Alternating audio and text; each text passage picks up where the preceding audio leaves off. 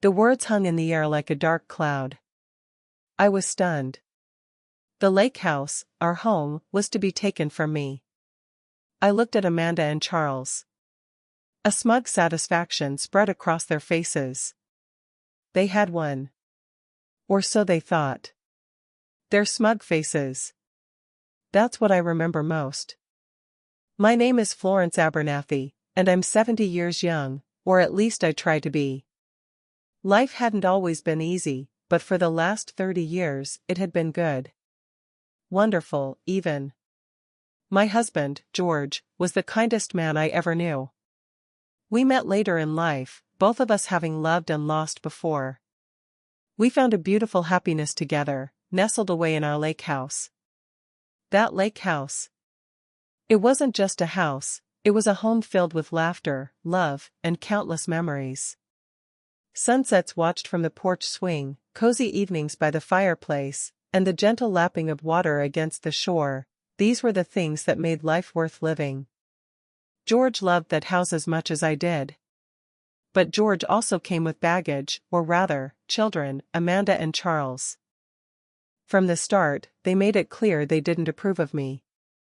I was an outsider, a threat to their inheritance, or so they seemed to think. No matter how hard I tried, I could never quite break through their wall of resentment. Birthdays, holidays, even small gestures of kindness were met with polite but cool indifference. When George passed away last year, a piece of me went with him. The grief was heavy, a constant ache in my heart. But amidst my sorrow, I knew I had to be strong. I had to protect the life we had built together, the life centered around that lake house. I should have known trouble was brewing, but I was too wrapped up in my sadness. The reading of the will was a somber affair. Amanda and Charles sat across from me, their faces tight with anticipation. I felt a knot of unease in my stomach. The lawyer, a Mr. Henderson, cleared his throat and began to read. It was all standard legal jargon until he reached the part about the lake house. My heart skipped a beat. To my children, Amanda and Charles, he read, I leave the lake house, to be divided equally between them. The words hung in the air like a dark cloud. I was stunned. The lake house, our home, was to be taken from me. I looked at Amanda and Charles. A smug satisfaction spread across their faces. They had won. Or so they thought. Their smug faces. That's what I remember most. Amanda, with her perfectly coiffed hair and designer dress, and Charles, always in a suit, even on weekends. They looked like they'd just won the lottery, and in their minds, they probably had. But they had always treated me like I was less than them. Amanda had always been the sharper of the two, quick-witted and calculating. I remember one Christmas, years ago, when she gave me a cookbook filled with recipes I knew she knew I couldn't make. I was never a fancy cook, happy with simple, hearty meals. The cookbook was a subtle jab, a reminder of my perceived shortcomings. Charles, on the other hand, was more passive-aggressive. He'd make little digs about my lack of family or subtly imply that I was only after George's money. He never directly accused me of anything, but the underlying message was always clear: I didn't belong. Their resentment stemmed from a deep-seated sense of entitlement. They believed the lake house was rightfully theirs, a family heirloom that I had somehow usurped. They couldn't see that George and I had built a life there, a life filled with love and shared experiences. To them, I was simply an obstacle to their inheritance. I tried, truly I did, to bridge the gap. I baked them cookies, offered to help with their children, my step-grandchildren, who I adored, and even tried to engage them in conversations about their lives. But my efforts were always met with polite resistance. They were determined to keep me at arm's length. George saw it, of course. He tried to talk to them, to explain that I wasn't trying to take anything away from them. He loved them, but he also loved me, and he wanted us all to be a family. But Amanda and Charles were stubborn. They had made up their minds about me, and nothing George said could change their perception. So, I learned to live with it. I focused on my relationship with George, cherishing every moment we had together. I poured my love into the lake house, making it a warm and inviting home. I found solace in the beauty of nature that surrounded us, the gentle rhythm of the lake, and the vibrant colors of the changing seasons. Now, here they were, gloating over what they thought was their victory. They didn't know me as well as they thought. They assumed I was defeated, heartbroken, and ready to pack my bags. But they were wrong. I had a secret, a carefully laid plan that was about to unfold. I just needed the right moment. The reading of George's will continued, but I barely heard the rest of it. My mind was racing, replaying years of subtle insults and blatant disregard. The will itself was a legal document, cold and impersonal, but it spoke volumes. George, bless his heart, probably thought he was doing the right thing, dividing his assets fairly between his children. He likely never imagined they would use it as a weapon against me. Mr. Henderson, the lawyer, droned on about bank accounts and stocks, dividing everything neatly between Amanda and Charles. A small portion was allocated to various charities, and even the housekeeper received a generous sum. But there was nothing for me, aside from the stipulation that I could remain in the lake house until such time as the property is sold. That was the kicker, wasn't it? They were giving me permission to stay, knowing full well their intention was to sell the house as soon as possible. A temporary reprieve, a gilded cage. I glanced at Amanda and Charles again. They were practically beaming, their eyes sparkling with avarice. They were already discussing the logistics of the sale, their voices hushed but audible. "We should get a realtor in here right away," Amanda whispered. "Someone who knows the market." "And an appraiser," Charles added. "We need to know exactly what it's worth." I bit back a retort. Let them have their moment.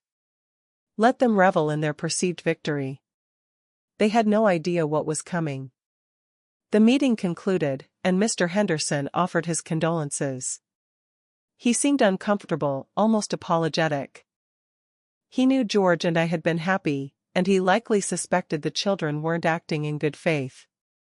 As Amanda and Charles gathered their things, Amanda turned to me, a saccharine smile plastered on her face. "Florence," she said, her voice dripping with false sympathy, "I know this must be difficult for you. But we'll make sure you have plenty of time to find a new place." "Yes," Charles chimed in. "We'll be very generous." Generous? They were going to throw me out of my home and call it generous? The audacity. I simply nodded, offering a faint smile in return. "Thank you," I said, my voice calm and controlled. "I appreciate that." Inside, however, a storm was brewing. The injustice of it all fueled my determination. They thought they had won, but the game was far from over. My secret was about to be revealed, and their carefully laid plans were about to crumble. The reading of George's will was just the beginning. The real drama was about to unfold. The days that followed the will reading were a blur. Amanda and Charles wasted no time. A stream of realtors and appraisers paraded through the lake house, measuring rooms, taking pictures, and making notes. I tried to stay out of their way, retreating to my favorite spot on the porch overlooking the lake. The lake was my sanctuary. The gentle breeze rustled through the leaves of the willow trees, creating a soothing melody. The sun sparkled on the water, creating a dazzling display of light. Ducks and geese glided effortlessly across the surface, their reflections shimmering in the water. It was a scene of tranquility, a stark contrast to the turmoil I felt inside. The lake house itself was a cozy, two-story structure with a large wraparound porch. George and I had spent years decorating it, filling it with comfortable furniture, family photos, and mementos from our travels. The walls were painted in warm, inviting colors, and the rooms were filled with natural light. It was a home that reflected our love and shared experiences. The kitchen was the heart of the house.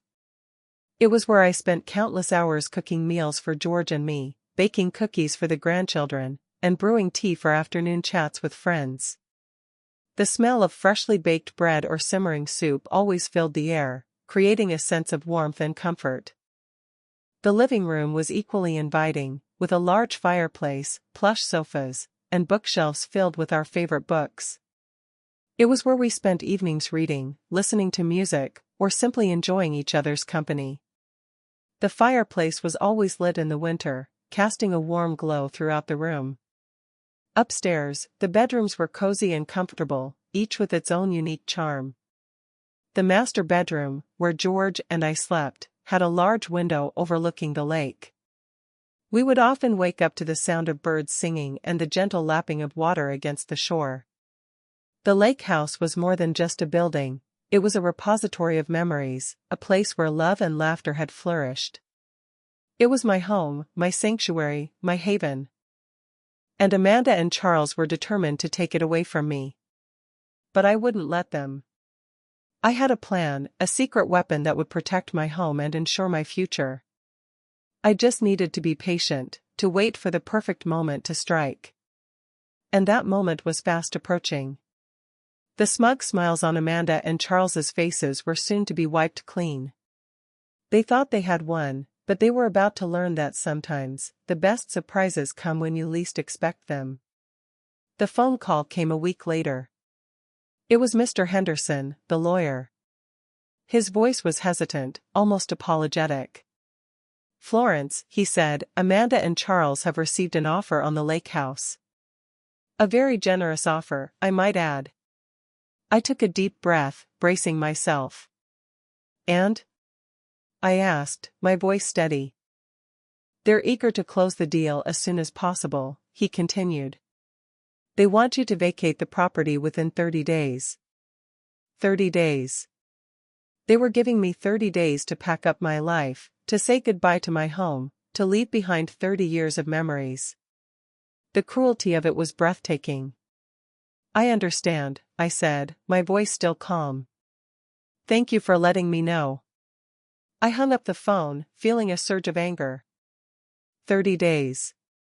They thought they could just waltz in here, sell my home, and kick me to the curb. They underestimated me. They had no idea what I was capable of. I walked out onto the porch, the familiar creak of the wooden planks a comforting sound. The lake shimmered in the afternoon sun, its beauty a balm to my wounded spirit. I closed my eyes, took a deep breath, and reminded myself of my plan. It was time to put it into motion. The next morning, I called Mr. Abernathy, no relation to George, but a darn good lawyer I had found after George passed. I told him everything, George's will, Amanda and Charles's greed, and the 30-day eviction notice. Mr. Abernathy listened patiently, his voice calm and reassuring.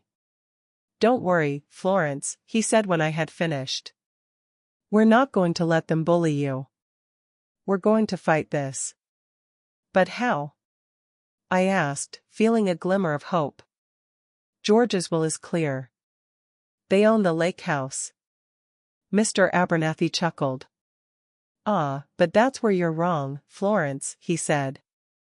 "You see, George's will isn't the only will that matters." My heart skipped a beat. "What do you mean?" I asked, my voice barely a whisper. "I mean," Mr. Abernathy said, his voice full of confidence, "that there's another will. A more recent will. A will that supersedes George's will."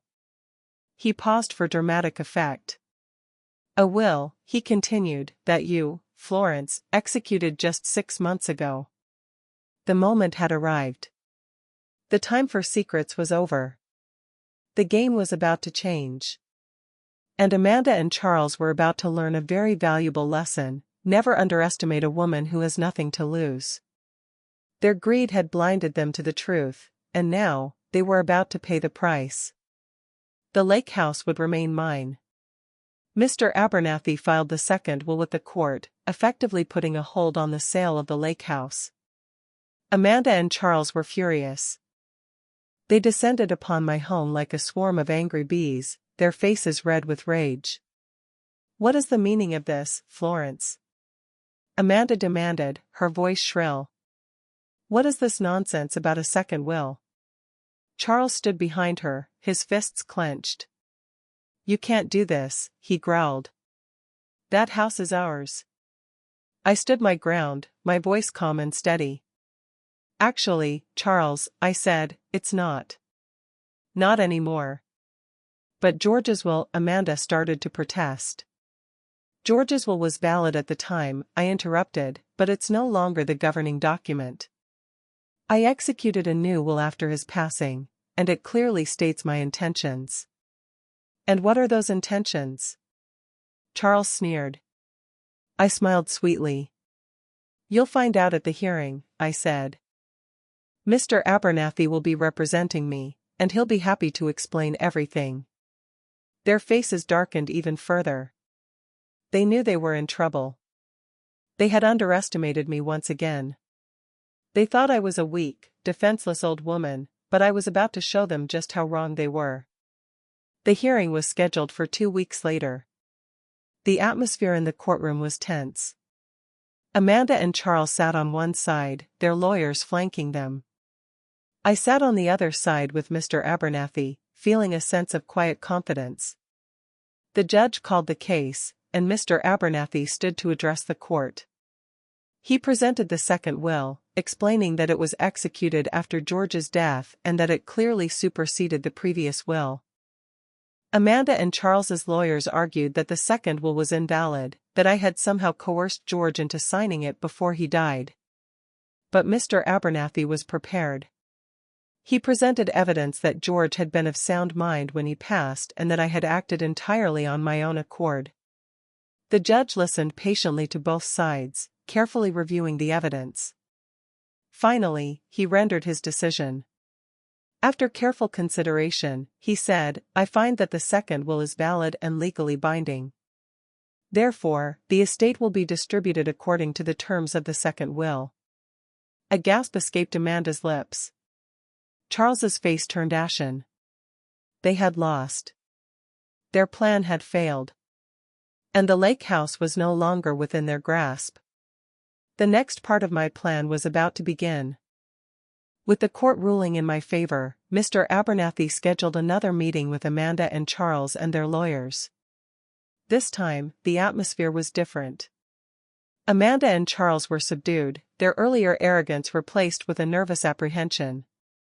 We all gathered in Mr. Henderson's office, the same office where George's will had been read. The irony wasn't lost on me.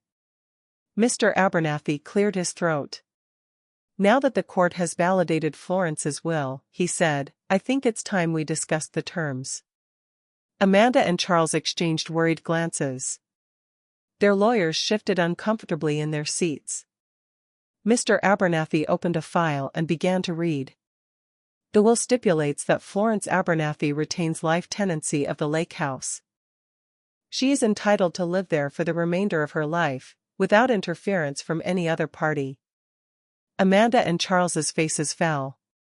Life tenancy meant they couldn't sell the house, not while I was still living. Mr. Abernathy continued, "Furthermore, the will states that upon Florence's death, the lake house is to be bequeathed in its entirety to—" He paused for dramatic effect. "The local wildlife sanctuary." The silence in the room was deafening.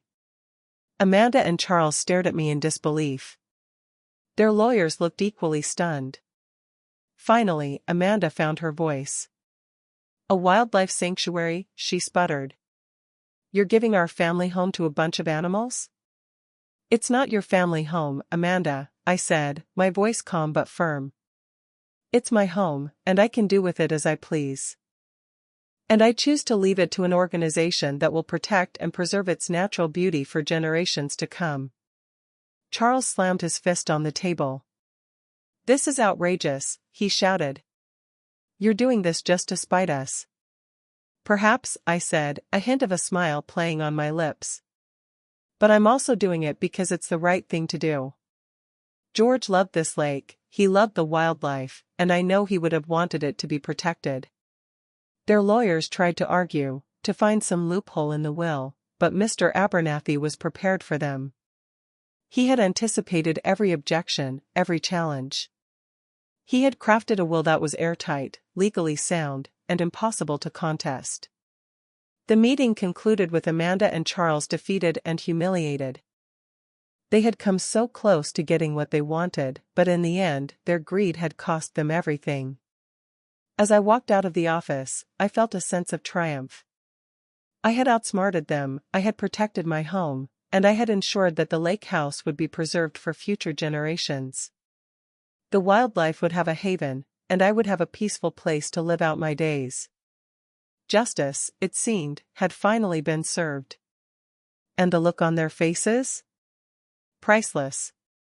Life at the lake house settled into a comfortable rhythm once again. The realtors and appraisers were gone, replaced by the familiar sounds of nature. The ducks and geese returned to the lake, the willow trees swayed in the breeze, and the sun continued to set in a blaze of glory each evening. I spent my days tending to my garden, reading on the porch, and taking long walks along the lake shore. I volunteered at the local library and spent time with my step-grandchildren, who, despite their parents' animosity, remained a bright spot in my life. Amanda and Charles, however, remained a constant source of irritation. They would occasionally drive by the lake house, their faces grim, their eyes filled with resentment. They even tried to hire a private investigator to find some dirt on me, some way to invalidate the will. But they found nothing. My life was an open book, filled with simple pleasures and good intentions. One day, I received a letter from the wildlife sanctuary. They had heard about the bequest and wanted to thank me personally. They invited me to visit their headquarters and learn more about their work. I accepted their invitation and spent a wonderful afternoon touring their facilities, meeting their staff, and learning about their conservation efforts. I was deeply impressed by their dedication and their passion for protecting the environment. As I drove home that evening, I felt a sense of peace and contentment. I knew I had made the right decision. The lake house would be in good hands, and its natural beauty would be preserved for future generations. A few months later, Amanda and Charles sent me a letter, requesting a meeting. I was hesitant to agree, but Mr. Abernathy advised me to hear them out. We met at a neutral location, a coffee shop in town. Amanda and Charles looked tired and defeated. The fight had taken its toll on them. Florence, Amanda began, her voice surprisingly subdued, "We want to apologize." I raised an eyebrow, skeptical. "We were wrong," Charles added. "We let our greed get the better of us, and we treated you unfairly. We're sorry." I listened in silence, unsure of what to say. "We understand that you're leaving the lake house to the wildlife sanctuary," Amanda continued. "And we respect your decision. We just want you to know that we're no longer angry. We just want to move on." I studied their faces, searching for any sign of deception. But I saw only sincerity. Perhaps, after all, they had finally learned their lesson. "Thank you," I said, my voice soft. "I appreciate that." And with that, the meeting ended. I never heard from Amanda and Charles again. They had finally accepted the situation, and they had moved on with their lives. And I, in turn, was finally able to find peace. The battle was over, and I had won. Not just for myself, but for the wildlife, for the lake, and for the memory of George. The lake house would remain a sanctuary, a place of beauty and tranquility, for many years to come. Years passed. The lake house remained my sanctuary, a place of peace and beauty. I grew older, of course, but I never felt old. The lake kept me young, the wildlife kept me company, and the memories of George kept me strong. The wildlife sanctuary became an integral part of my life. I volunteered regularly, helping with their educational programs, fundraising events, and conservation projects. I even established a small endowment to support their work. I often wondered what George would have thought of all of this. I knew he would have been proud of me. He would have been proud that I had stood up to Amanda and Charles, that I had protected our home, and that I had ensured that the lake would be preserved for future generations. One sunny afternoon, as I sat on the porch, watching the sunset over the lake, I received a visit from a young woman named Sarah. She was the director of the wildlife sanctuary. "Florence," she said, her voice full of gratitude, "I just wanted to thank you again for your generosity. Your bequest will make a tremendous difference to our organization." "It's my pleasure, Sarah," I said. "This lake has given me so much joy over the years. I just want to give something back." Sarah smiled. "You've given us more than you know," she said. "You've given us a legacy." As Sarah left, I looked out over the lake, feeling a sense of profound peace. I had lived a good life, a full life, a life filled with love, laughter, and purpose. And now, as I approached the end of my journey, I knew that I was leaving the world a better place than I had found it. The sun dipped below the horizon, painting the sky in a riot of colors. The ducks and geese settled down for the night, their soft cooing a soothing lullaby. The willow trees swayed gently in the breeze, their leaves whispering secrets to the lake. I closed my eyes, took a deep breath, and smiled. The lake house was my sanctuary, and it would soon become a sanctuary for all creatures great and small. And that, I thought, was a legacy worth leaving behind. Amanda and Charles's greed became a gift to the creatures who called the lake home. It was a twist they never saw coming, and I wouldn't have had it any other way. My secret second will had worked perfectly. The lake would live on. And so would my memories of George. My lawyer, Mr. Abernathy, often asked me why I chose the wildlife sanctuary. It was simple, really. George always loved animals. He loved feeding the ducks, watching the deer graze in the meadow, and listening to the birds sing in the morning. He would have hated to see the lake house sold to some developer who would tear it down and build condos. The decision to leave the lake house to the wildlife sanctuary was my way of honoring George's memory and preserving the natural beauty of the lake for future generations. It was also a way of ensuring that Amanda and Charles would never profit from their greed. It was a win-win situation. Life tenancy gave me the security of knowing that I could live out my days in the home I loved, surrounded by the beauty of nature. It also gave me the freedom to do as I pleased with the property, within reason, of course. I could garden, I could paint, I could read, I could simply sit on the porch and watch the world go by. I often invited the children from the wildlife sanctuary to visit the lake house. They loved exploring the woods, swimming in the lake, and learning about the different species of animals that lived in the area. It filled my heart with joy to see their faces light up with wonder and excitement. I also hosted regular workshops at the lake house, teaching people about conservation, environmental stewardship, and the importance of protecting our natural resources. It was my way of giving back to the community and making a difference in the world. Amanda and Charles never understood my love for the lake house or my passion for conservation. They were too focused on money and material possessions to appreciate the simple pleasures of life. They saw the lake house as nothing more than a valuable asset, a means to an end. They never understood that it was so much more than that. It was a home. It was a sanctuary. It was a place of love, laughter, and memories. And it would remain that way, long after I was gone. The wildlife would continue to thrive, the lake would continue to shimmer, and the spirit of George would continue to live on. And Amanda and Charles? Well, they would just have to live with the knowledge that their greed had cost them everything. Sometimes, I would sit on the porch at night, listening to the crickets chirp and the owls hoot, and I would smile. I had one. Not in a vindictive or spiteful way, but in a way that honored George's memory and protected the environment. My secret second will had been the perfect solution. I could live out my days in peace, knowing the lake house was protected. And that was all that mattered. It was more valuable than money could ever buy. It was priceless. Looking back, I can still picture Amanda and Charles's faces when Mr. Abernathy revealed the terms of my will. It was a mixture of shock, disbelief, and pure, unadulterated rage.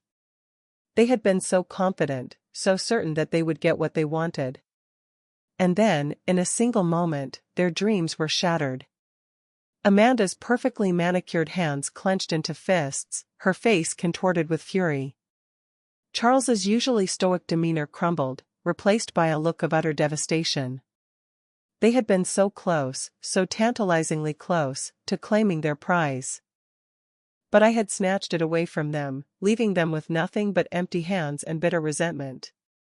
I remember the way Amanda's voice trembled as she sputtered, "You can't do this. It's not fair." And I remember the way Charles's eyes narrowed as he hissed, "You'll regret this, Florence. You'll regret the day you ever crossed us." But I didn't regret anything. I had done what I had to do to protect my home, to honor George's memory, and to ensure that the lake would be preserved for future generations. And if that meant incurring the wrath of Amanda and Charles, so be it. I often wondered if they ever came to terms with what had happened. Did they ever understand why I had done what I had done? Did they ever realize that their greed had blinded them to the true value of the lake house? Perhaps, in time, they did. Perhaps, as they grew older and wiser, they came to appreciate the importance of family, love, and nature. Or perhaps they remained bitter and resentful to the end.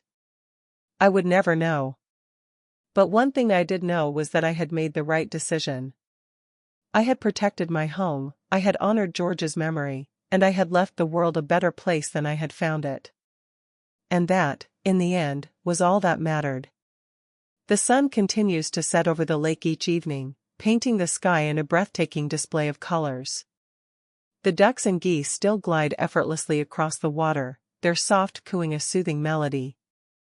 The willow trees still sway gently in the breeze, their leaves whispering secrets to the lake.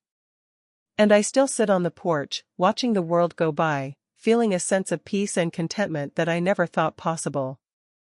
I had been disinherited by my stepchildren, but in the end, I had inherited something far more valuable, a legacy of love, beauty, and preservation.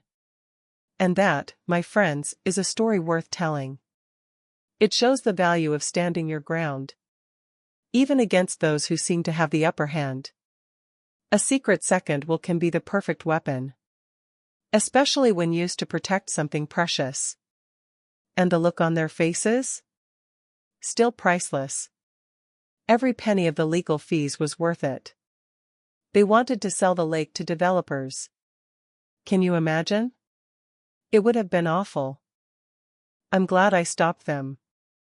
I know George is too. The moral of the story? Never underestimate an older woman with a secret will and a strong sense of justice. Amanda and Charles certainly learned that lesson the hard way. Their greed and resentment blinded them to the true value of the lake house, and it ultimately led to their downfall. Justice, in this case, wasn't about revenge or punishment. It was about protecting what was right, honoring George's memory, and ensuring that the lake house would be preserved for future generations. It was about creating a legacy of love, beauty, and conservation. And as I sit here on the porch, watching the sunset over the lake, I can't help but smile. I outsmarted my stepchildren, I secured my future, and I made a difference in the world. What more could a woman ask for? Of course, it wasn't always easy. There were times when I doubted myself, times when I wondered if I was doing the right thing. But I always came back to the same conclusion: I had to protect the lake house. It was my home, it was George's legacy, and it was worth fighting for. And fight I did. I fought with all my heart and soul, and in the end, I emerged victorious. Not because I was smarter or stronger than Amanda and Charles, but because I had something they didn't, a deep and abiding love for the lake house and an unwavering commitment to preserving its beauty. So, if you ever find yourself in a similar situation, remember my story. Remember that even when the odds seem stacked against you, you can still win. You just need a little bit of courage, a little bit of cunning, and a whole lot of love. And maybe, just maybe, a secret second will. It certainly worked for me. Now, if you'll excuse me, the ducks are calling, and it's time for me to feed them. They are expecting me, you know. they depend on it. Just like the rest of the wildlife around this beautiful lake. It is truly a special place. I hope it will stay this way forever. George would have loved all of this. I miss him so much. But I know he's here with me in spirit. Watching over the lake. Making sure everything is okay. And I think he's smiling. He would be so proud. So very proud. I know I am. I am very proud. I did good. We did good. Together. Always. Even after. That is true love, isn't it? To continue caring, even after someone is gone. To protect their dreams. To make sure their legacy lives on. That is what I did. That is what I will continue to do. As long as I am here. The secret second will ensure it. Perfect. So, what have we learned today? Perhaps it's that family isn't always blood. Sometimes, family is who you choose, who you love, and who loves you back. George was my family, and the lake house was our home. Amanda and Charles were, well, they were a reminder that greed can poison even the closest of relationships. Greed. It's a powerful and destructive force. It can blind you to what's truly important in life, like love, compassion, and the beauty of the natural world. Amanda and Charles were so focused on acquiring wealth that they lost sight of what really mattered. They sacrificed their relationship with me, their relationship with George's memory, and ultimately, their own happiness. And justice? It doesn't always look the way you expect it to. It's not always about punishment or revenge. Sometimes, it's about protecting what's right, honoring the memory of loved ones, and ensuring that the world is a better place. My secret second will wasn't just about outsmarting my stepchildren. It was about creating a legacy, a lasting tribute to George's love for the lake and my commitment to preserving its beauty. It was about ensuring that the wildlife would have a safe haven for generations to come. And that, in the end, is what truly matters. It's not about how much money you have or how many possessions you accumulate. It's about the impact you have on the world and the legacy you leave behind. So, go out there and make a difference. Be kind, be compassionate, and be generous. Protect the environment, support your community, and love your family, blood or chosen, with all your heart. And remember, even when the odds seem stacked against you, you have the power to create a better world. One small act of kindness at a time. And if all else fails, write a secret second will. You never know when it might come in handy. Just make sure you have a good lawyer. Like Mr. Abernathy. He was the best. Truly. I couldn't have done it without him. He understood. He cared. That's rare these days. So cherish those who care. And fight for what you believe in. And always, always, always protect the lake. It's worth it. Every single time. Now, if you'll excuse me, the sunset is calling. And I wouldn't miss it for the world. Goodbye, and thank you for listening to my story. I hope it has inspired you. I truly do. It was quite a ride. And I wouldn't trade it for anything. Except maybe more time with George. But the lake helps with that. It keeps his memory alive. And that is a beautiful thing. So cherish your memories. They are all you have in the end. If you were in Florence's place, what would you have fought to protect, and what legacy would you want to leave behind?